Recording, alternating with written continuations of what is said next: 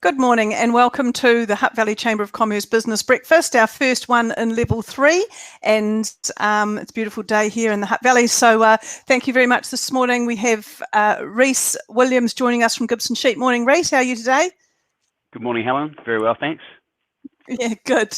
We were just talking before we came on air about the traffic that's piling into Wellington, and we're both at these the Chamber and Gibson Sheat are working from home today, and I'm sure a lot of you are as well. So, you know, it has its benefits, doesn't it? So this is our first one for the week. I think we've got 2 or 3 more scheduled for the week as well. So it'll be a busy week with level 3 starting today. Many businesses going back. I didn't even realise we had so many cafes and restaurants. Certainly a lot of options around food and giving us all a rest from cooking.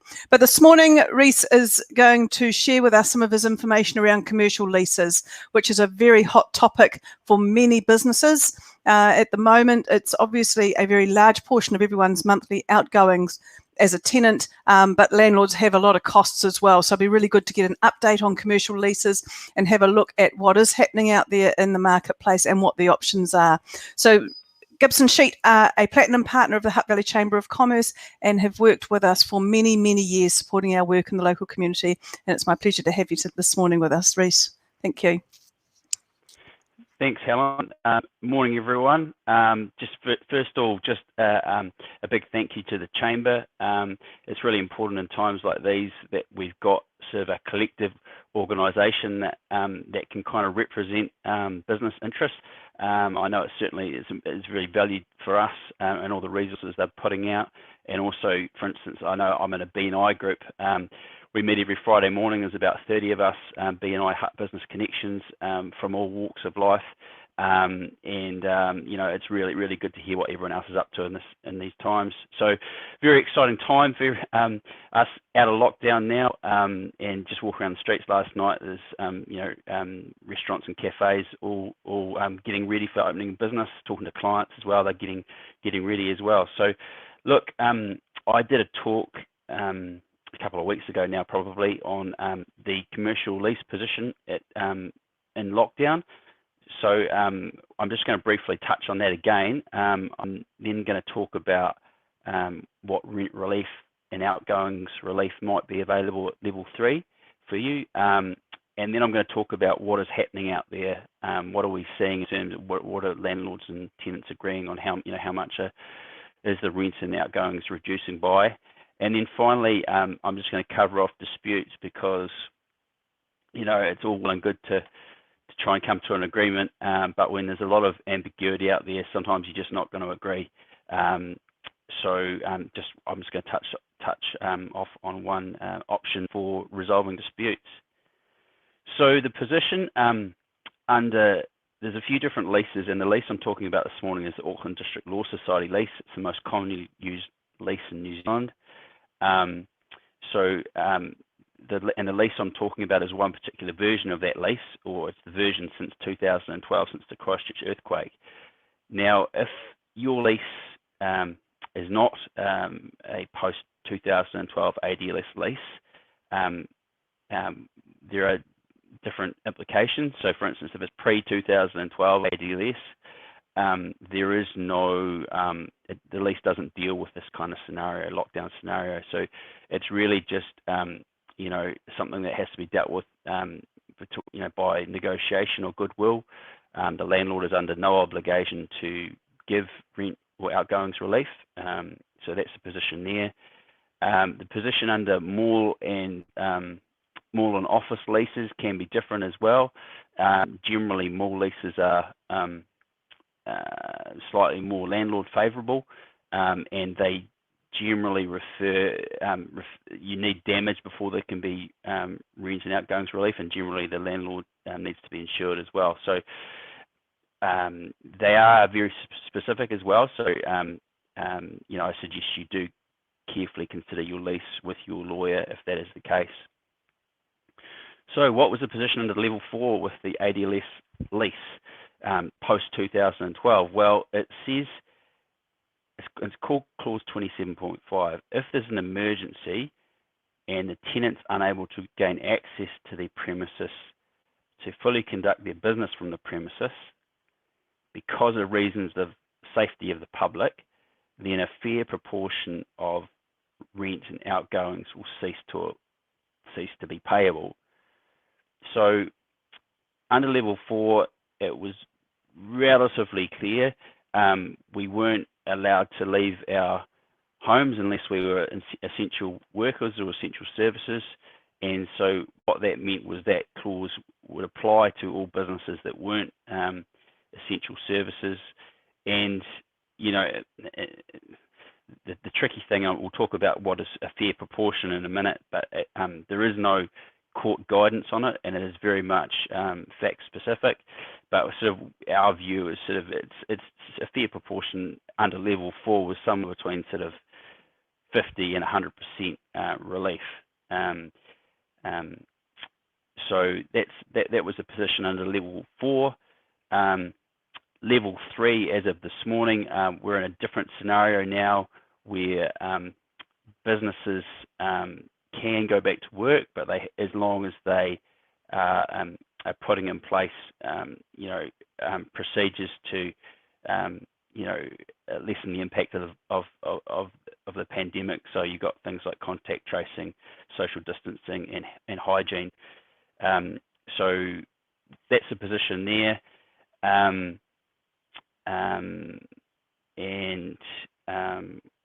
Where else have we got?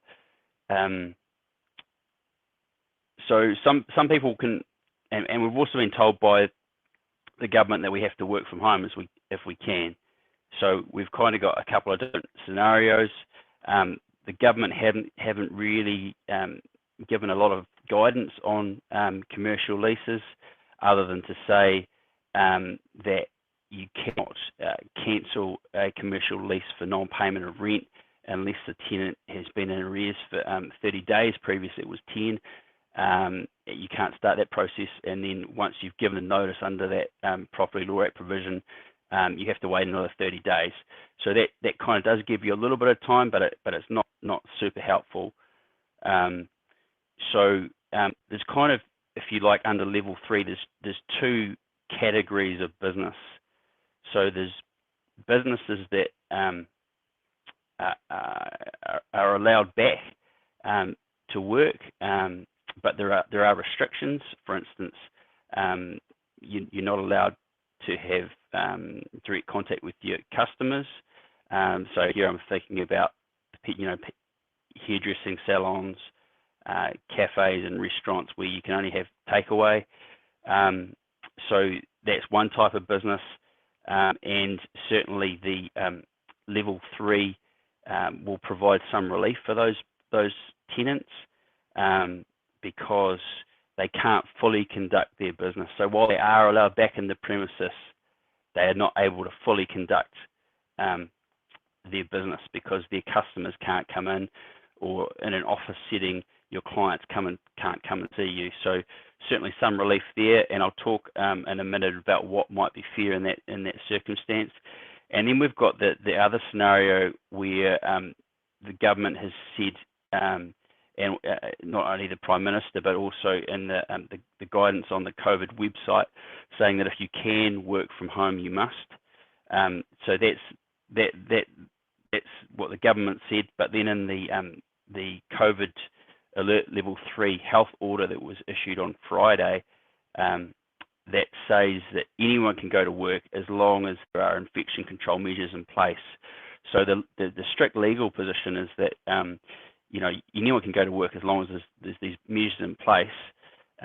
But we've got sort of a differing view with the government. So it is a little bit unclear as to when whether level 3 and rent relief will apply in that working from home scenario. It certainly will apply if there are the restrictions on how you deal with your clients or your customers. And I certainly think there's definitely an argument if the government is putting out correspondence saying you must work from home and telling you must work from home.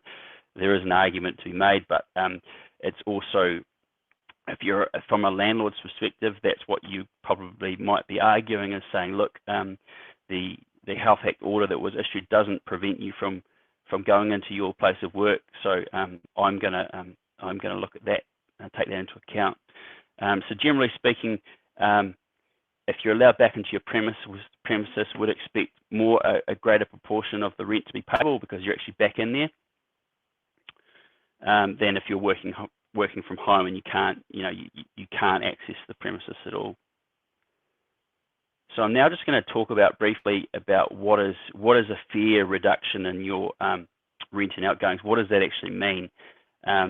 There's no court guidance on this, so we're very much in uncharted territory. The property law section, which is a division of the New Zealand Law Society, has put out some guidance on what they consider to be fair, and obviously it's on a case by case basis, and you've got to look at both sides. So you're not just looking from, if you're a business owner, you've got to look at the landlord's perspective as well. And by definition, a fair proportion, it has to be somewhere between 0 and 100. You can't, if you're a tenant, say I'm not going to pay anything, and if you're a landlord, you can't say I'm going to give you nothing. It has to be somewhere in the middle. So some of the other factors that they look at is, is the tenant able to conduct the business remotely? Are they still generating revenue from online sales? For instance, can they work from home if they're a services organisation? And another factor is what is the value that's inherent in your premises? So, for instance, you might have things stored at your premises, part of your premises used as storage. You might have a big sign out the front of your business, and that, there's value, particularly if it's in a prominent location, traffic-wise, there's value in that. So those are some of the sort of factors that the property law section have advocated as being relevant to determining what's fair.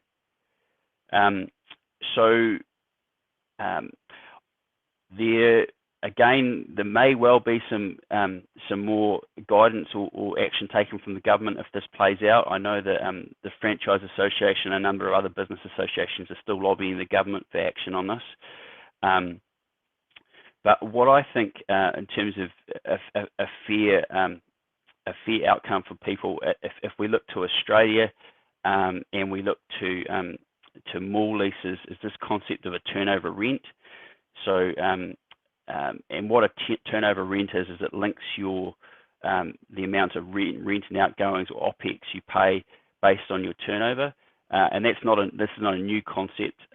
It's something that is already in mall leases to some extent, and it's something that the Australian government has introduced to deal with this crisis, because again, it's not something that's been caused by either party. It's an external event. So how a turnover rent works is, for instance, if you're trying to figure out how much the rent should be for April, you'd look at your perhaps your April 2019 turnover, so that was your gross sales, and then you look at how much you actually derive from gross sales during April 2020, and you pay per percentage.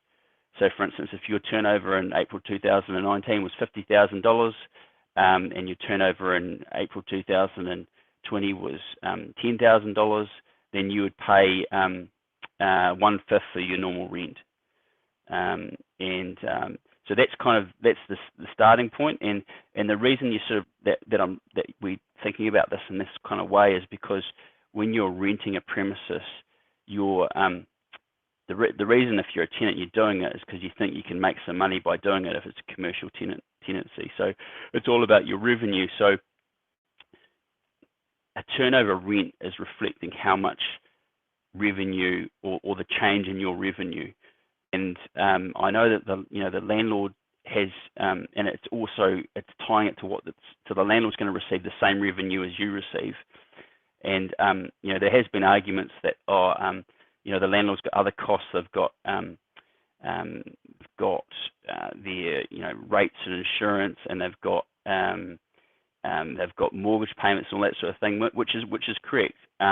But you also have to remember that the business owner or the tenant has also got these other costs, these other fixed costs, which are relevant. But if you take a revenue approach, I think that's it's a fair way of dealing with it. then you I think need to factor in some of these other things like the storage and the fit out and some of those sort of things. So, you know, particularly if you had zero turnover in that period, you're still going to need to pay something if you're a tenant, and as a landlord you're entitled to something. So that's a fair proportion. Now I'll just turn to what's actually happening in the market. So it depends on the type of business that operates from the premises, but this is some data from the property law section. So in terms of retail, what they're seeing out there, so this is feedback that lawyers have provided to the property law section. Retail premises, they're seeing landlords and tenants generally negotiating between 50 and 80% rent relief.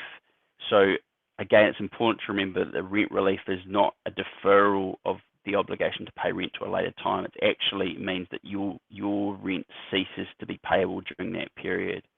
So we're seeing 50 to 80% in retail, office 50 to 75%, and again, that probably makes sense if you think about office businesses perhaps being more able to operate remotely, and then warehousing we're seeing sort of 50%, around 50%. So I guess that's kind of the meeting halfway, that basic principle in a negotiation, what's fair, well, let's meet halfway. And I guess it makes sense in warehousing where you've got, you know, you've still got all of your stuff there, you know, all of your goods there, so let's just meet in the middle. So that's kind of what we're seeing generally. Again, it varies widely. Now the final thing I just wanted to touch on is disputes. So if you can't come to an agreement with your tenant or your landlord on what is fair, the lease says you've got 30 days to reach an agreement, otherwise you have to go to arbitration. Now arbitration is a process very similar to court, and it can be as expensive and almost as time consuming. So again, if you're disputing a big amount, it may be worthwhile to go that far, but there are also other options, and one of the other options is something that the Auckland District Law Society has, what's called a Property Disputes Committee. So and the cost of this is quite modest. So it's if you agree with the other party, it will be referred to this committee to decide what the rent and outgoings reduction should be, and the cost for each party is $100 plus GST. And but what you do, it can only be referred by lawyers, so you need to have your lawyer refer it to the to this committee, and you also need to agree on the facts with the other side's lawyer. So what you have is you have an agreed set of facts, you present some written submissions, and then the committee decide, and that's final and binding. So that's a really a cost-effective way of trying to get some sort of agreement. So that kind of the points I wanted to cover off, but I appreciate that people have got some questions as well, and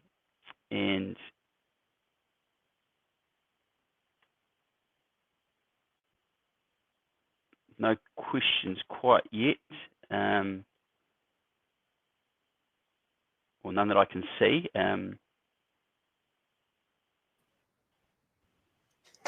Right, thanks, Rhys. I can't see any questions at the moment, but I did have a couple of my own. What did you call that alternative service to going to court? I didn't quite catch the name of it. What was it called?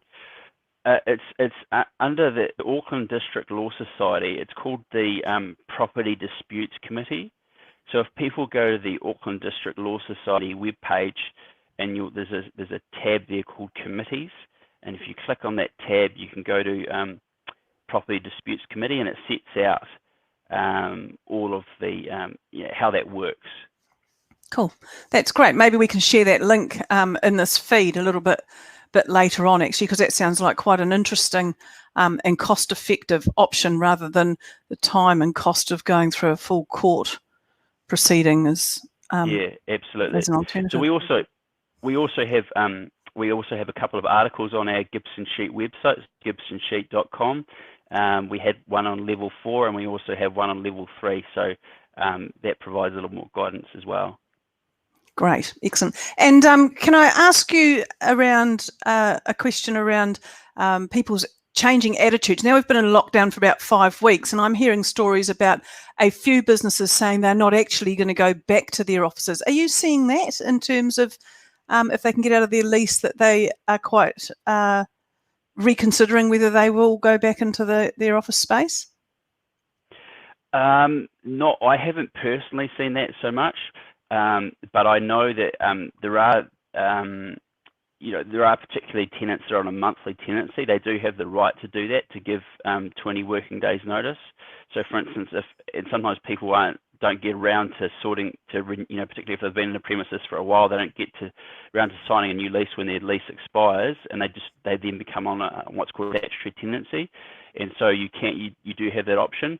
But we aren't seeing too many people walking away at this point, but that will play out. I think we're probably in the very early days of this, and hopefully businesses can conserve as much cash as possible. But business, we're not going to return to normal, unfortunately, for a long time.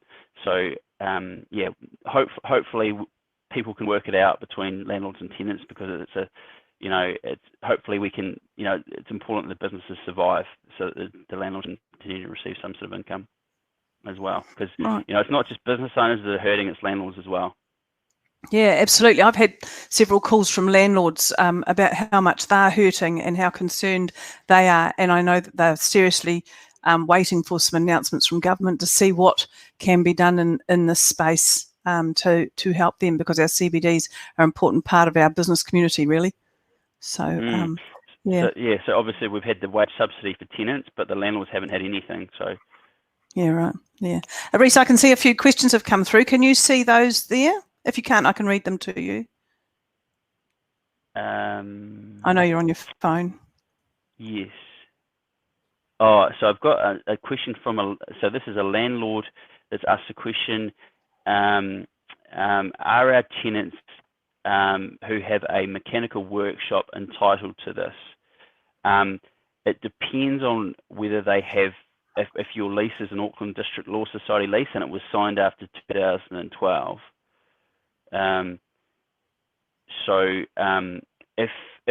If you have one of those leases, then they're a mechanical workshop. Now, a mechanical workshop is an essential service, so I believe again, I probably can't give you a definitive answer on this one, because I'm not sure to what extent works or garages can operate fully, whether it's just urgent repairs or whether they can. I don't think they probably can do warrant of fitness and things like that. So probably they can't fully conduct their business. So I think they probably are entitled to some sort of reduction. So that's the answer to that one. The next question is, how would you see retail rent sitting for the next month if stores are unable to operate and the level 3 is not guaranteed to be lowered? What is a fair rent percentage then? So again, I think that you're going to have to pay so I'm not sure whether this is a business owner or a landlord asking this question, but I'll just approach it from both perspectives. So a tenant's going to have to pay something for the fact that they've got all of their merchandise in the store, and there's some goodwill in the premises. So you're going to have sort of a base rent, and it might be, for instance, I mentioned the property law section said that people were paying sort of between 80, there was a 50 to 80% reduction. So you probably, if you're in a retail store and you're not operating, you might look at that lower end of 80%. That's what you'd be arguing if you're a tenant. So again, I think probably that turnover rent calculation would be appropriate. You'll be probably looking to get online, doing a lot of sales online if you can. So again, that would be relevant. but it's probably important to note as well, with a turnover rent, you need to do it retrospectively. So you need to be, you can't figure out what your turnover has been until you've been through that month. So again, you'd have to agree with your landlord, because normally rent's paid in advance. You'd need to agree to pay it retrospectively. So hopefully that answers that one. Thank you. But Rhys. again, there's no, it's not an exact science. So it's, you know, it's kind of, and you need to think about what's, you know, some goodwill as well. If you're a tenant and a landlord, and I think probably a lot of negotiations are successful if both parties feel like they've had to concede a bit. You generally meet in the middle somewhere. Great, thanks, Rhys. That's really interesting, and it's lovely to see a thank you to the person who's just written a really nice comment saying excellent breakdown of what can be done on leases as a result of the impact of COVID. So thanks for that feedback too, because you know, for some, I know Rhys has been on one of our live streams before, but for many of us, we've never done this sort of thing before, so it's always good to get some positive feedback. So we appreciate that as well. So okay, if you have any questions for Rhys during the day around commercial tenancy and lease arrangements, can you provide some contact details, Rhys? Yeah, absolutely, Helen. So my my contact details are on our website, gibsonsheat.com, and if you ring the phone number on that website, it'll be put through to me in my home office. So great, thank you very much. And also you can email me rhys.rhys.williams@gibsonsheat.com as well. Excellent, great. We'll pop that into the comments stream as well for people later on in the day. Okay, so in closing, Rhys, can I thank you again for sharing your expertise with our Hutt Valley business community this morning. Really appreciate your support, really appreciate you providing this service at no cost. I know we're all doing a lot of things at no cost at the moment, and that just is what it takes, isn't it, for us to all to find our way through this crisis and to come out the other side as a really stronger and very productive business community. So thank you very much, and thank you to your business for all the support you give to our community and to the Hutt Valley Chamber of Commerce. So in closing, can I also say that if you're looking for further support this week around level 3, can I point you to 2 websites, huttvalleyNZ.com, which has a lot of information about where you can get local services and what local businesses are opening, and a lot of support around COVID. Also, take a look at hvchamber.org.nz. It's our new website. And if you click on COVID help, you'll find a whole page on legal content around COVID, all supplied by Gibson Sheat and linking to their website as well. So a lot of their fact sheets are on there and the live streams as well. And if you haven't yet joined our Hutt Valley COVID-19 business support group on Facebook, please do that as well. Just want to let you know that this is our 19th live stream we've done in I don't know, maybe 4 or 5 weeks now, and so, you know, fabulous to have you with us this morning, and we look forward to working with you going forward. Thank you, Rhys, for your time, and hope you have a great day. Thanks, Helen.